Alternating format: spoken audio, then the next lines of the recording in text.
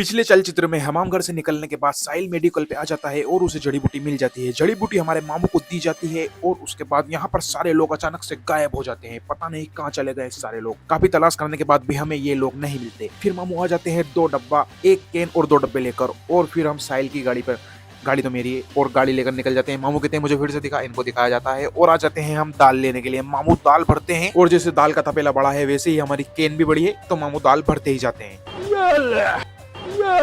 फिर हम 2 और हमारे 2 मतलब 2 हमारे लड्डू जो होते हैं भांग के, वो हम खा जाते हैं और मामू पूरा डब्बा भर के ले आते हैं। फिर उन्हें घर छोड़ने के बाद पता लगता है कि सारे लोग जो घर से गायब हुए थे वो यहाँ पर दाल बाफले और लड्डू निपटा रहे हैं। फिर क्या था, हम तीनों भी बैठ जाते हैं दाल बाफले और लड्डू में अच्छे से मुक्के देने के लिए। सोहेल एक बाफला छाट बीन के अच्छे से निकालता है, क्योंकि बाफले में घी कम और पसीना ज्यादा है, जिस तरीके से अभी साहिल ने बताया। पसीने से भीगे बाफले कैमरा घुमा लेता हूँ, ये देखिए क्या पसीना बह रहा है मेरा। क्या बोला तूने?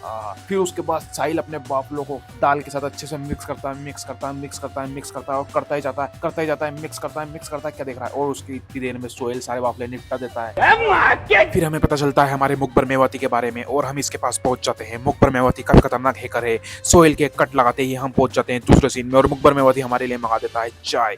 चाय हमें जबरदस्ती पीनी पड़ती है इतनी गर्मी में, जो कि साहिल नहीं पीता और ये हंसता है हमारे ऊपर। और चाय पीते ही सस्ते नशे हमें हो जाते हैं। हम पहुंच जाते हैं पता नहीं कहाँ, हमें दिखती है नदी, और नदी में हमें दिखता है एक घाट। काफी खतरनाक माहौल होता है यहाँ पर, लेकिन गर्मी उतनी ही पड़ रही होती है। पता नहीं इतने ठंडे माहौल में गर्मी क्यों है। और मुझे लगता है कि यहाँ पर इस नदी में हमें मगरमच्छ दिखाई देगा, लेकिन यहाँ पर हमें मगरमच्छ नहीं दिखाई देता और हर जगह पे टट्टी दिखाई देती है, इधर टट्टी उधर टट्टी। तभी मुझे एहसास होता है कि हम तो घर पर ही हैं, कोई नदी नहीं है, क्योंकि हमने दाल बाफले और चाय पी ली थी, इसलिए हमको चढ़ गया था आपरा। आबरा का डाबरा, हमको चढ़ गया आपरा। पूरा कमरा गर्मी की वजह से भापरा, या फिर कोई हम में से ही शायद पादरा। लेकिन तभी हमारे पास आ जाता है शकील मिस्त्री, जो कि जादूगर है और इसने जादू से एक बच्चे को बना दिया है तकिया। वो तकिया मेरे हाथ में है, मैं इसको देखता हूँ आखिर इसने ये कैसे किया, ये फ्रॉड है या फिर सच, इसका बात का पता लगाएंगे हम।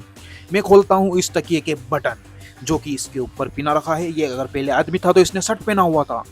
शर्ट खोलने के बाद भी ये अंदर से तकिया ही निकलता है और शकील मिस्त्री कम जादूगर सक्सेसफुल हो जाता है इसके जादू में। शकील मिस्त्री की तरफ से बाय बाय।